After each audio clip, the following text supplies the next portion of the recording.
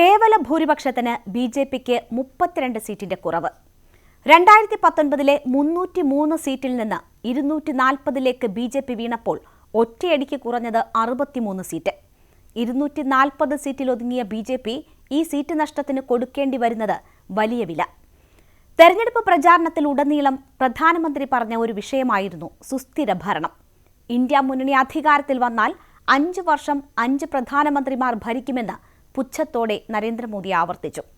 2014 മുൻപുള്ള കൂട്ടുകക്ഷി ഭരണവും അടിക്കടിയുള്ള തെരഞ്ഞെടുപ്പുകളും സാമ്പത്തിക രംഗത്ത് അത് വരുത്തുന്ന പ്രതിസന്ധികളുമാണ് പ്രധാനമന്ത്രി ഇതിലൂടെ ആവർത്തിച്ച് ഓർമ്മിപ്പിച്ചത്.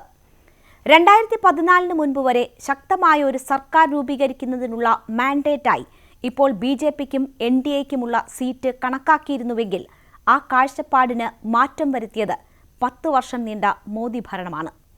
മുന്നണികൾ പിളർത്തിയും പാർട്ടിയെ അടർത്തിയും ഭിന്നിപ്പിച്ചും ജനാധിപത്യ വിരുദ്ധമായ തെരഞ്ഞെടുപ്പ് തന്ത്രങ്ങൾ ആവിഷ്കരിച്ച് നടപ്പാക്കി വിളവെടുപ്പ് നടത്തിയെന്നാണ് മോദി സർക്കാർ നേരിട്ട പ്രധാന ആരോപണം. ഏറ്റവും വലിയ ഒറ്റക്കക്ഷിയെ കാഴ്ചക്കാരാക്കി ഭരണം പിടിക്കാനുള്ള രാഷ്ട്രീയ തന്ത്രങ്ങൾ ആർക്കും പരീക്ഷിക്കാൻ പാകത്തിൽ രാജ്യത്തിന് പരിചയപ്പെടുത്തിയത് മോദിയുടെ ഭരണകാലമാണ്.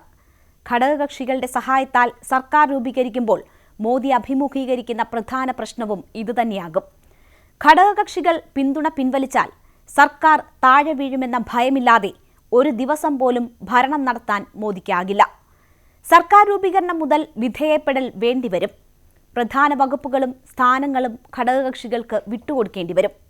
പൊതു മിനിമം പരിപാടി പോലെ മുന്നണിയുടെ മുൻഗണനകൾ ഘടകകക്ഷികളുടെ അഭിപ്രായം കൂടി ആരാഞ്ഞ് തീരുമാനിക്കേണ്ടി വരും. ബി.ജെ.പിയുടെ കോർ അജണ്ടകൾ നടപ്പാക്കിയെന്നതായിരുന്നു മോദി സർക്കാർ പ്രധാന നേട്ടമായി അവകാശപ്പെട്ടത്. കശ്മീരിന്റെ പ്രത്യേക പദവി എടുത്തുകളഞ്ഞതും CAA നടപ്പാക്കിയതും രാമക്ഷേത്രം യാഥാർത്ഥ്യമാക്കിയതും പൊതു സിവിൽ കോഡ് നടപ്പാക്കാനുള്ള നീക്കവുമൊക്കെ ഒറ്റയ്ക്ക് ഭൂരിപക്ഷമുള്ളതുകൊണ്ടാണ് ബി.ജെ.പിക്ക് സാധ്യമായത്. ഘടകകക്ഷികളുടെ പിന്തുണയിൽ നിലനിൽക്കുന്ന ഒരു സർക്കാരിന് കോർ അജണ്ടകളുമായി മുന്നോട്ടു പോകാനാകില്ല. ഇത് തിരിച്ചടിയാകും. നരേന്ദ്രമോദി എന്ന ഒരു വ്യക്തിയിൽ അധിഷ്ഠിതമായിരുന്നു ഇക്കാലയളവിൽ പാർട്ടിയും സർക്കാരും.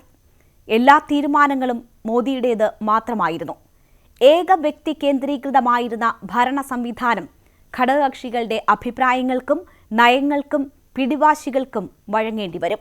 പാർട്ടിയിലും ഏകസ്വരം മോദിയായിരുന്നു. പ്രായപരിധി എന്ന വിഷയം പ്രചാരണ സമയത്ത് തന്നെ അരവിന്ദ് കെജ്രിവാൾ ഉയർത്തിയിരുന്നു. നിലവിലെ സാഹചര്യത്തിൽ പാർട്ടിയിലും മോദി ചോദ്യം ചെയ്യപ്പെടാനുള്ള സാഹചര്യം തള്ളിക്കളയാനാകില്ല.